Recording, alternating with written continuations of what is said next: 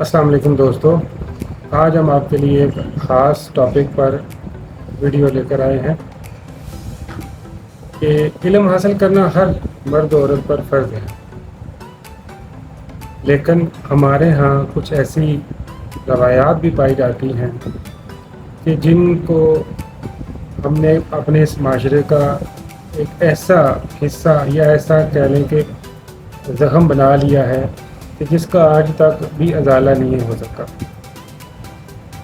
ہمارے یہاں بچیوں کی جو تعلیم ہے اس پر کوئی خاص توجہ نہیں دی جاتی، لڑکوں کی تعلیم پر تو خاص توجہ دی جاتی ہے کہ کل کلا انہوں نے ہمارا مستقبل بننا ہے، ہمارا فیوچر بننا ہے، لیکن جو بچیوں کی تعلیم ہے اس پر بالکل بھی فوکس نہیں کیا جاتا، اور اس کے بارے میں مختلف قسم کے جو آرگومنٹس ہیں وہ پیش کیے جاتے ہیں۔ مثلاً انہوں نے اتنا پڑھ لکھ کے کیا کرنا،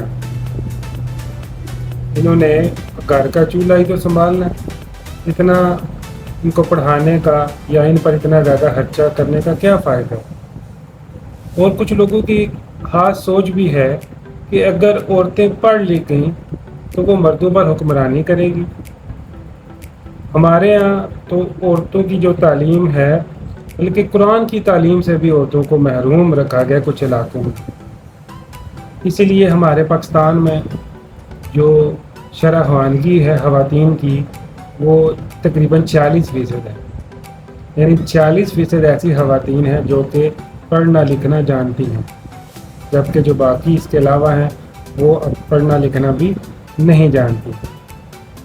ہمارے یہاں کیا کیا جاتا ہے کہ شروع سے ہی جو لڑکے ہیں ان کی تعلیم پر، ان کی تربیت پر بہت زیادہ فوکس کیا جاتا ہے، لیکن بچیوں کو بالکل اس معاملے میں اگنور کیا جاتا ہے۔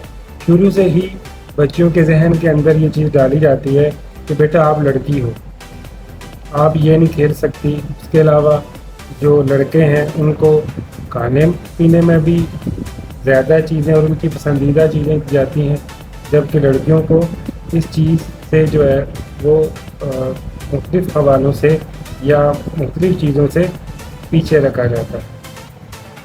سب سے جو مین چیز ہے کہ آخر جو تعلیم ہے وہ کیوں ضروری ہے۔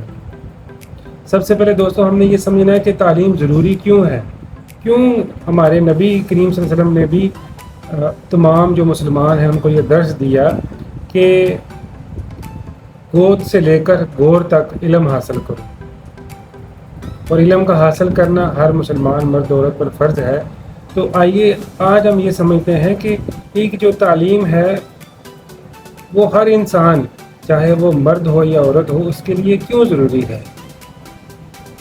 اس کے لیے سب سے پہلے تو ہمیں یہ جو ہماری بنیادی معاشرے کے اندر جو نظام کو اگر تبدیل کرنا ہے، کیونکہ آپ کو پتہ ہے کہ جو انسان ہے اس کے بارے میں کیا کہا جاتا ہے کہ جو کوئی بھی انسان ہے اس کی جو پہلی درسگاہ ہے وہ کیا ہے، اس کی ماں کی گود ہے۔ اگر ماں کی گود ہی پڑھی لکھی نہ ہو یا اس کا جو رہن سہن کا جو طریقہ ہے وہ نہ ہو تو پھر اس نے کما حقہ اپنے فرائض کو کیسے وہ انجام دے۔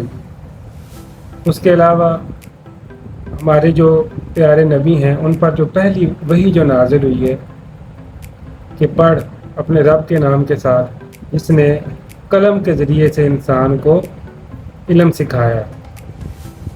اسی طرح سے ہمارے نبی کریم صلی اللہ علیہ وآلہ وسلم کی حدیث مبارکہ بھی ہے کہ جس نے 3 لڑکیوں کی پرورش کی اور ان کی تعلیم و تربیت کا اہتمام کیا تو اس کے لیے جنت ہے۔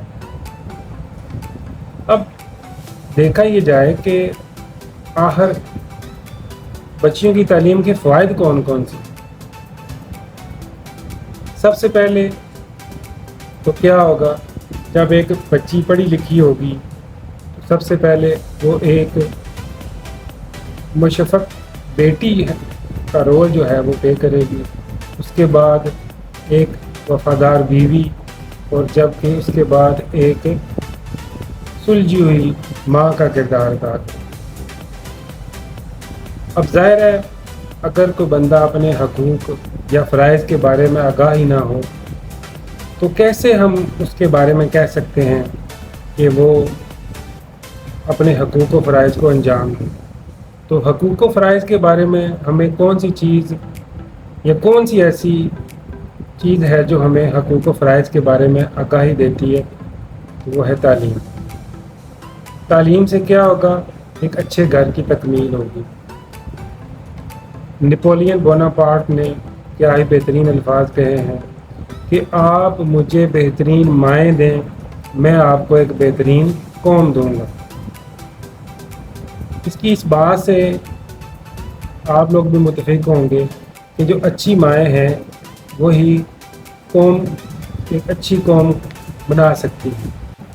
مقاصد تعلیم میں سب سے پہلے، جیسے کہ میں نے آپ کو بتایا کہ تعلیم و تربیت کے بغیر جو ہے وہ انسانی زندگی نامکمل ہے۔ اگر تعلیم ہے تربیت نہیں تو پھر بھی اس تعلیم کا کوئی فائدہ نہیں۔ تربیت سے ہی انسان جو ہے وہ پہچانا جاتا ہے۔ اس کے علاوہ آپ مختلف صوفیہ کرام اور بزرگان دین کے بارے میں مختلف جو ان کی سیرت ہے یا ان کی جو زندگی کے پہلو کو اگر دیکھیں تو اس میں بہت زیادہ جو کردار ہے ان کی ماؤں کا ہے کہ کیسے ماؤں نے شروع سے ہی بچے کو تقوی اور سچائی کی طرف لے کر ہے۔ جب ماؤں نے شروع سے ہی بچے کو، ایک عادل ماں ہی اپنے بچے کو عادل بنا سکتی ہے۔ ایک پڑھی لکھی ماں ہی اپنی تربیت سے اور اپنے تعلیم کے ہنر سے اپنے بچے کی تربیت جو ہے وہ کر پاتی ہے۔ اگر ایک بچی جو ہے وہ تعلیم کے زیور سے آراستہ نہ ہو تو وہ کیسے اپنے فرائض کی انجام دہی کر سکے گی؟ کیسے وہ ایک معاشرے میں ایک اچھا مقام اور آگے ایک اچھے شہریوں کو وہ اپنے ملک کو دے سکے گی؟ اس لیے آج ہی ہم یہ عہد کریں کہ بچیوں کی تعلیم پر ہم انشاءاللہ بھرپور توجہ دیں گے۔ اسی لگی آپ کو آج کی ہماری ویڈیو پلیز کمنٹ سیکشن میں ضرور بتائیے گا، اور نیکسٹ اس طرح کی معلوماتی ویڈیوز کے لیے ہمارے چینل کو سبسکرائب کیجیے گا۔